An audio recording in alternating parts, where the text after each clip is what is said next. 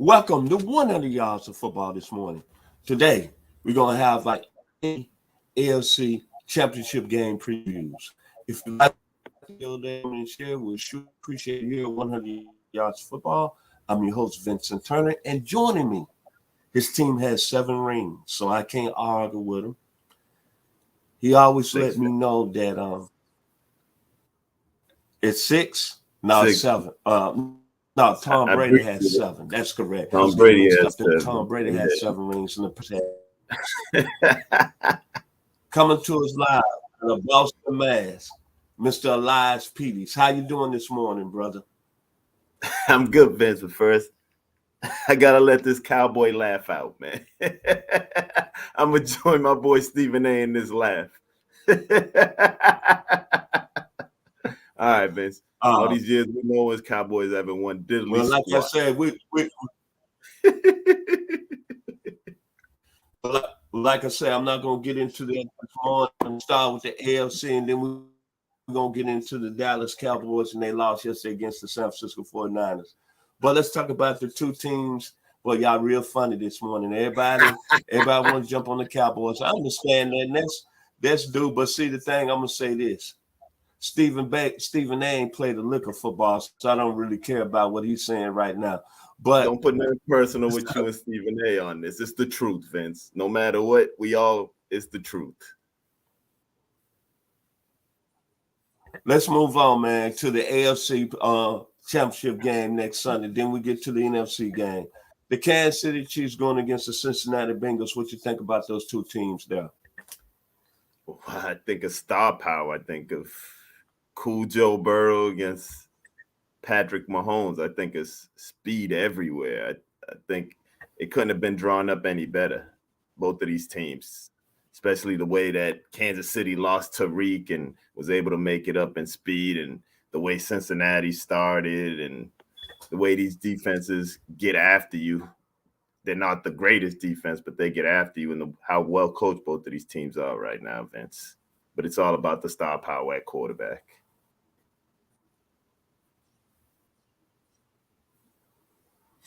What I see, I look at, I keep it very simple. I look at two teams deservingly.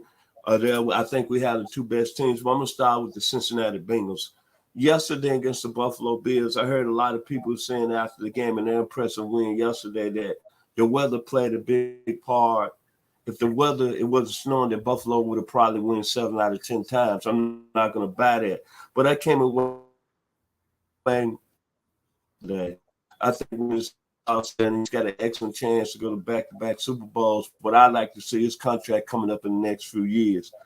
Man, his poise was just off the charts. And you could tell that, see, big-time players playing big-time games. And he was flawless. And then, like I said, when the draft happened in 2021, I kept telling people Jamar Chase was the best receiver in the draft from LSU. I don't think I kind of disappointed there. He was on the big stage.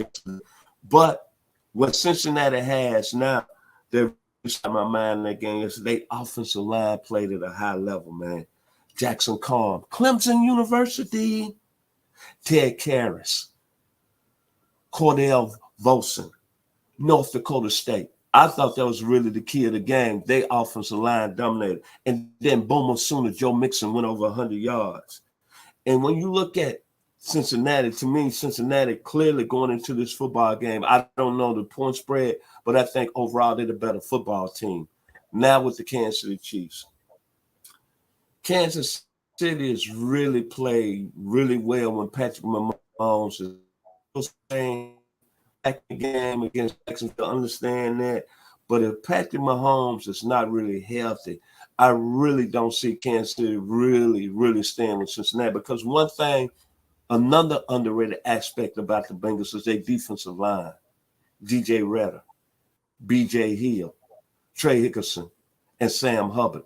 They really get after the quarterback with a 4-man rush. And then the Bengals secondary yesterday, I thought played really well. Cameron Taylor Brett Nebraska's fans out of Montgomery, Alabama played at a high level.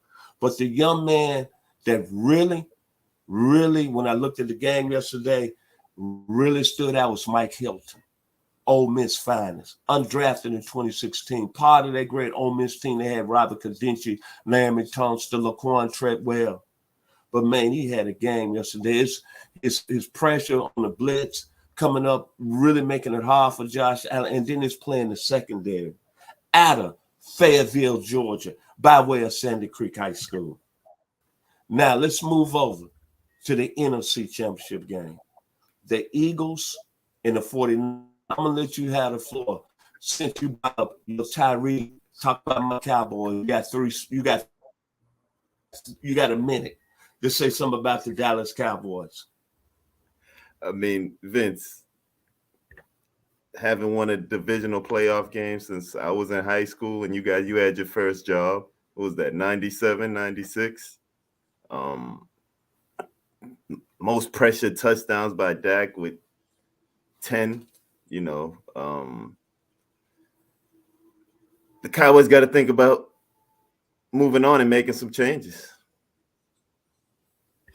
Okay, are you sure you finished? That you finishing what you're saying? Then we're gonna break down the Eagles and Niners. Are you sure that you finished and what you said just now? Because I want to make sure you the guest and you have the floor. When I go on and what I'm going to explain to you, see, you interrupting me. We all national, we national, so I'm gonna let you have your way. So you have the floor, but when I come back, I don't need you to interrupt me. So I'm gonna let you say. Let me know when you finish. We on the time limit. Anything else you have to say about the game yesterday, the Cowboys and the 49ers? When a quarterback's making that much money and it loses to a quarterback making that much money, something has to happen. Because the game sure looked pretty. Okay. Get that? So are you finished? Before we break down are you finished? Because I don't want you to interrupt me. Are you finished? And then we're going to move on to the 49ers and Cowboys. But I'm going to rebuttal what you just said. Yeah, I'm finished. There's nothing you could tell me that the Cowboys are great. There's nothing great about the Cowboys.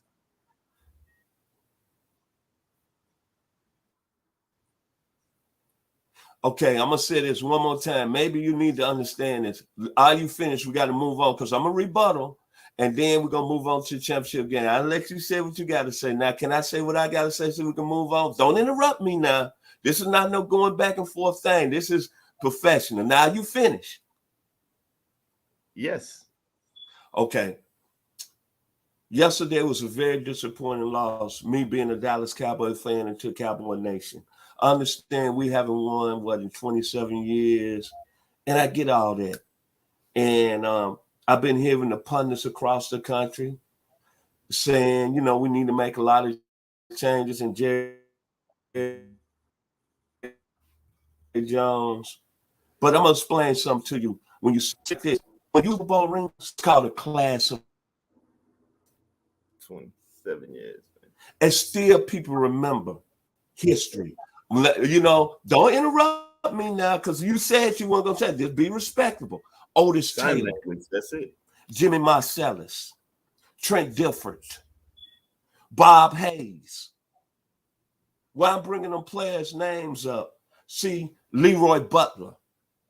Reggie White, since you bring them up. See, it's a thing about the National Football League. I did a special on the Baltimore Colts and New York Giants about that game December 28, 1958.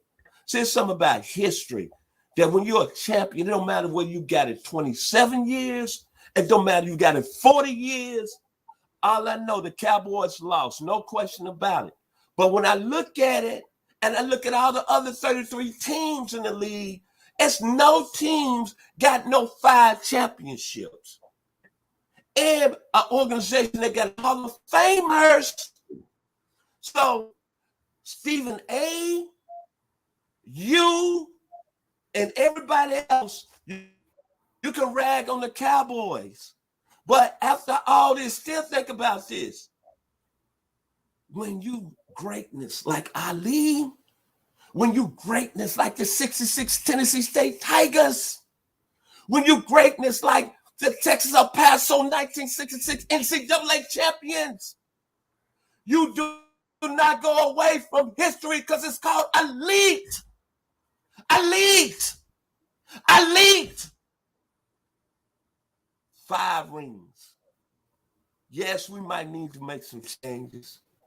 But when it's all said and done, after the Super Bowl is over with, we are still America's team. Now let's break down the Niners and the Eagles. What you like about both of them teams?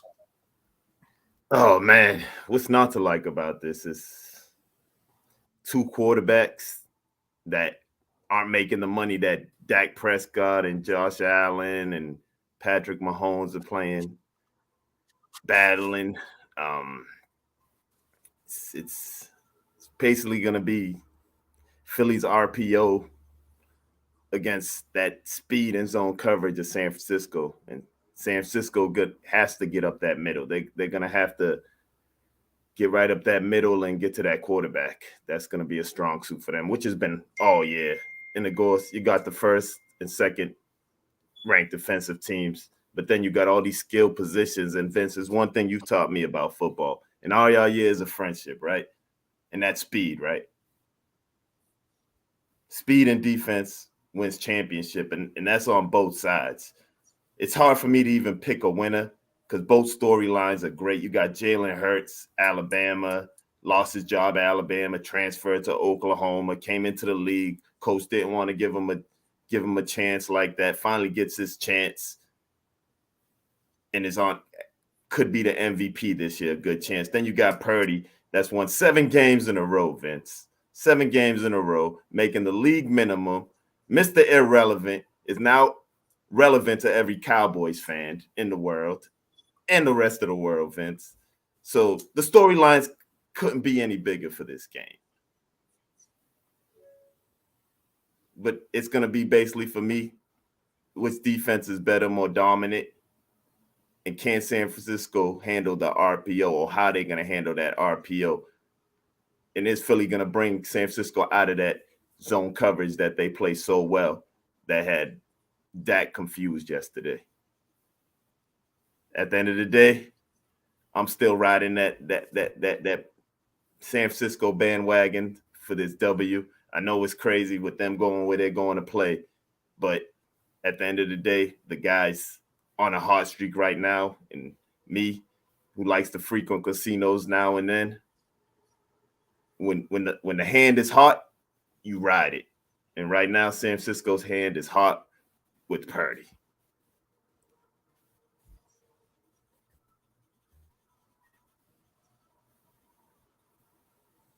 $7-11 for San Francisco in this game. When I look at this football game and I look at 2 teams, first of all, I want to give kudos to the 49ers and their impressive win over the Dallas Cowboys yesterday.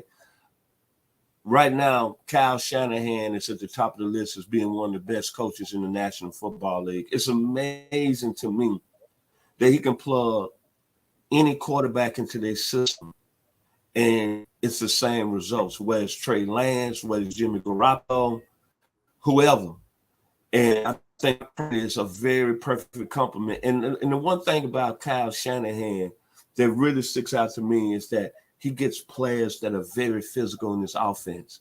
George Kittle, Brandon Ayuk, Juwan Jennings out of the University of Tennessee, Deebo Samuel. Now they're bringing over Christian McCaffrey. Then Elijah Mitchell, the running back out of Louisiana. Those players play with a physical presence. And then you got Trent Williams to go along with that, the best left tackle. And then another underrated aspect about the 49ers that I came away watching them play yesterday, they have a very good defense. And we're talking about speed. Nick Bosa yesterday, to me, was probably the second best, maybe the best player on the field. Because the way he handled Tyler Smith and ability to push him in the pocket. I know Michael Parsons on the field, but there was no question about it. Nick Bosa really set the tone, and then Fred Warner. 49ers are a complete, very balanced football team. But, however, it's going to be difficult for me to say they're going to go in there and beat Philadelphia on their home field. This is one of the most talented teams. Clearly, To me, this is the best cloud of the team left in the tournament out of the 4 teams. I'm going to start with the Eagles defense. They have over 70 sacks. Josh Sweat, Hassan Reddick, Fletcher Cox, Jordan Davis, Mr. Sue. 2 lockdown corners, Darius Slay and James Bradbury. Avon Maddox. I mean, they came out, and then you look at the opposite side of the ball. Jason Kelce, that's in the game. Miles Sanders is a very underrated running back. Then you got Kenny Gainwell, went to the University of Memphis. Can I say the 901? Don't nobody know about that. Memphis, Tennessee, baby. Stack records. Then you're looking at the receiving corps. A.J. Brown. When they was able to get A.J. Brown in the offseason, a lot of people kind of really say, oh, he's not worth $25 million. But arguably, he's the best receiver in the game. And like I said, Stockville, Mississippi, I tell y'all all the time, it's something in the water. Morgan Freeman, James Earl Jones, Jerry Rice, Archie Manning. Now let's add A.J. Brown to the list. And then Devontae Smith, I thought he was too small coming out of the University of Alabama. He had a great career. Nice compliment to A.J. Brown. Very, very special football team. I consider them the favorites to go all the way. I would consider them favorites to beat the 49ers this Sunday. But the guy, first of all, I'm talking about the young man's character. Standing. See, this is what makes life very special. When you don't complain and you go handle your business. You mentioned Elias, he got beat out of Alabama. Stayed there, got his degree, didn't complain, went over to Oklahoma, had a decent season over there, his final season in college football, got drafted in the second round. Let's be honest. Jalen Hurts struggled his first 2 years in the league. Then go back to last year, that playoff game against Tampa Bay did not look well at all. But I give credit to the Philadelphia's organization and their coaching staff. They fit the skill level of Jalen Hurts with RPOs. But what I like about the young man, after that playoff loss to Tampa Bay, he didn't say nothing. Come from a good family, out of Houston, Texas, the suburbs. He went and put the work in. He went and got better. And he became a leader. Didn't put up a lot of stats, but he put up balance. It's very hard to defend that Philadelphia Eagles offense with him running that RPO. And his ability to throw the football is what I'm most impressed with. His ability to really improve his accuracy. The Eagles, I think when it's all said and done, I picked them all the way down to Super Bowl. It's very hard for me because they're rivals of the Dallas Cowboys, and I have a lot of friends here where we broadcast, and I'm broadcasting live out of Metro Atlanta. You in Boston, but the Eagles are right now the most balanced talented football team left. And their quarterback is the star of the team. And I'm gonna be honest, I can't wait for him to have a bump in the road. He has not had a bump in the road. Even when he got hurt and sat out a couple of games, I was still hoping. Maybe you can call it jealousy. Maybe you can call it the rivalry. But Jalen Hurts, to me, is no question about it, hands down the MVP this year in the National Football League. Kudos. The Eagles, I think when it's all said and done, I don't see Brock Purdy. He's had a great run. He's 8-0, but I took some out of that Cowboys game yesterday. Cowboys got a little pressure on him, and he kind of got rattled early on in the game. Remember this. The Eagles have 70 sacks on the year. And I just see it very hard for him to really withstand that pressure that the Eagles are going to bring defensively. And then offensively, as good as San Francisco is defensively, as good as they have Pro Bowl players, I just don't see anybody with a defense left to slow down Philadelphia. They can run the football. They got 2 outstanding Pro Bowl receivers on the outside. Oh, let me throw in their tight end, Dallas Goedert. Then they got another outstanding tackle, Lance Johnson. The Eagles are the complete team. Final words, Mr. Elias Pires, on the 49ers and the Eagles. Wow, never heard a Cowboys fan give Eagles so much credit, but that's a beautiful, beautiful poem you just spit there, Vince, for them. But at the end of the day, I'm Brock Purdy. I'm riding that bandwagon until the end. I love the Jalen Hurts story, but there's one person with a better story in the NFL right now than Jalen Hurts, and that's Brock Purdy. So I'm going with San Francisco 21-14. And I also want to wish my cousin Eddie Pina happy birthday. Love you, man.